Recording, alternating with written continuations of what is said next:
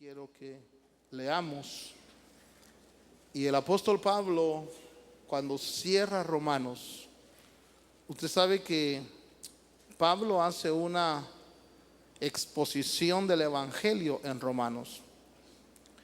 Y Pablo dice que Dios es poderoso para afirmarnos conforme al evangelio y a la predicación de Jesús, según la revelación del misterio. Pablo le llama a su predicación, le llama revelación de un misterio. Pero dice Pablo que ese misterio que es revelado en el evangelio, en la predicación de Jesucristo, es un misterio que se ha mantenido en secreto. Yo quiero que piense en el Dios de los secretos. Dios que empieza a desarrollar un plan eterno. Un plan que, según dice el libro de Efesios, es de reunir todas las cosas en Cristo en la dispensación de los tiempos. Y Dios planifica y Dios tiene dentro de su ser un secreto. Secretos, a eso le llamamos misterio. Y Pablo dice que ese misterio es revelado por el evangelio. Pero hay un dato interesante, dice en el verso 25, que Dios es poderoso para afirmar conforme a qué lee usted en su Biblia. ¿Cómo? A mi evangelio. Esa particularidad quiero notar. Cuando Pablo dice mi evangelio, él está hablando de la exposición que hace del misterio de Dios.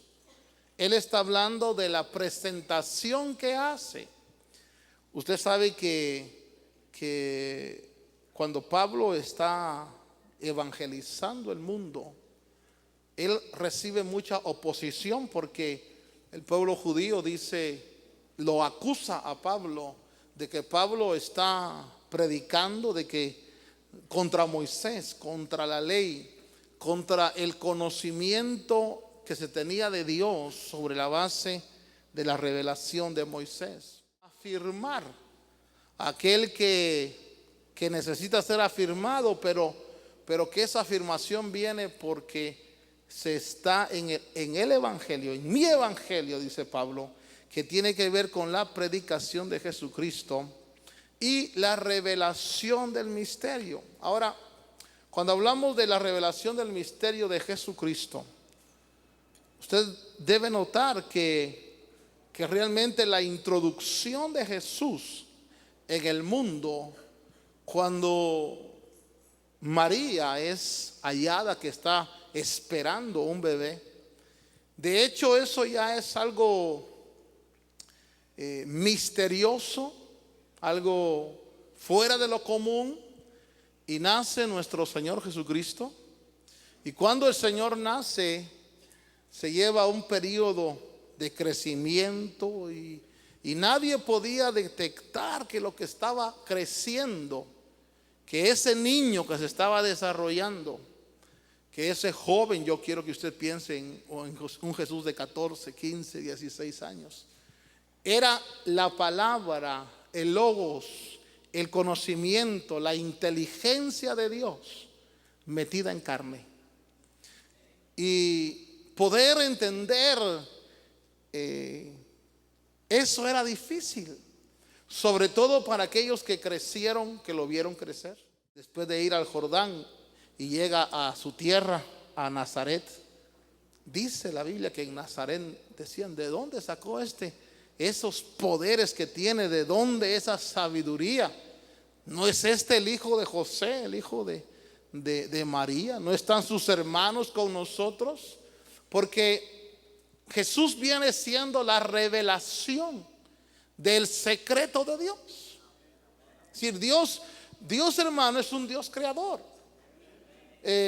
Cuando Dios comienza a crear, cuando Dios comienza a hacer su creación, Nosotros vemos en la Escritura creaciones. Por ejemplo, la creación angélica. Nosotros vemos a seres que no podemos nosotros determinar realmente cómo son, como los querubines, los serafines, como los principados, las potestades. Pero cuando Dios comienza a crear, cuando Dios comienza a formar lo que nosotros vamos a llamar todas las creaciones, porque no sabemos desde cuándo comenzó a crear Dios. ¿Qué fue lo primero que Dios creó? Obviamente no fue la luz. La luz fue la primera formación que Dios hace ya en la reconstrucción de este cosmos. Pero antes de eso, antes de esa reconstrucción de la luz, nosotros podemos vagamente observar que hubo vamos a llamarle un universo invisible que Dios creó, donde aparecen ciertas creaciones como las voces, una voz que se oye, como podemos decir creaciones espirituales. Y Dios comienza a crear. Pero todo lo que Dios comienza a crear, como los truenos, que obviamente son manifestaciones que salen, usted sabe, en la Biblia dice, y una voz salió del trono y dijo, ¿quién es esa voz? Pues, ¿qué es esa voz? ¿Qué ser es el que está saliendo? O del trono salen truenos, y son creaciones espirituales. Y entonces Dios empieza a formar una creación, pero en el plan de Dios, en el misterio de Dios, en el secreto de Dios, Él pone estructuras. Y por eso dice Efesios que hay principados, potestades, señoríos. Cuando hablamos de esas categorías, yo quiero que usted piense en reinos, porque hay señores, hay poderes.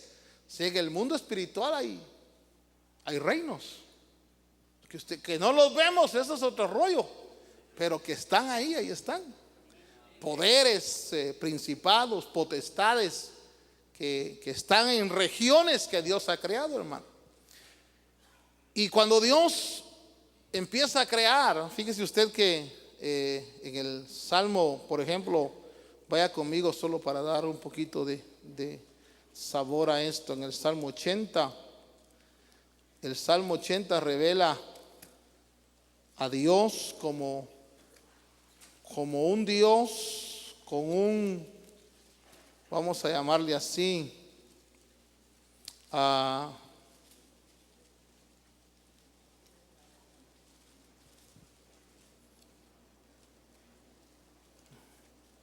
no es el Salmo 80 donde dice, es 82.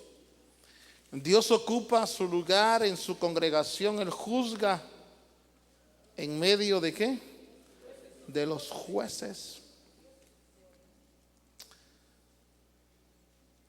Cuando dice Dios en el versículo 6, yo dije, vosotros sois dioses y todos sois hijos del Altísimo. Dios juzga en medio, dice otra versión, de la reunión de los dioses. Y Dios, hermano, comienza a crear. Y es una creación ordenada, porque Dios es ordenado. Amén. Dios, fíjese que esto es muy interesante. Dios no es Dios de desorden. Dios es Dios de orden. Y el orden funciona sobre cabezas creacionales. Diga, cabezas creacionales. Por eso cuando Dios creó la tierra, Dios puso una cabeza creacional. ¿Quién fue? Adán. Y podemos ver otra cabeza creacional, Luzbel, otra cabeza creacional. Posiblemente la sabiduría revelada era otra cabeza creacional. Posiblemente el capítulo 14 de Isaías, otra cabeza creacional. Y ahora Jesús viene siendo otra cabeza creacional. Pero Dios, hermano, empieza a crear. Y Dios forma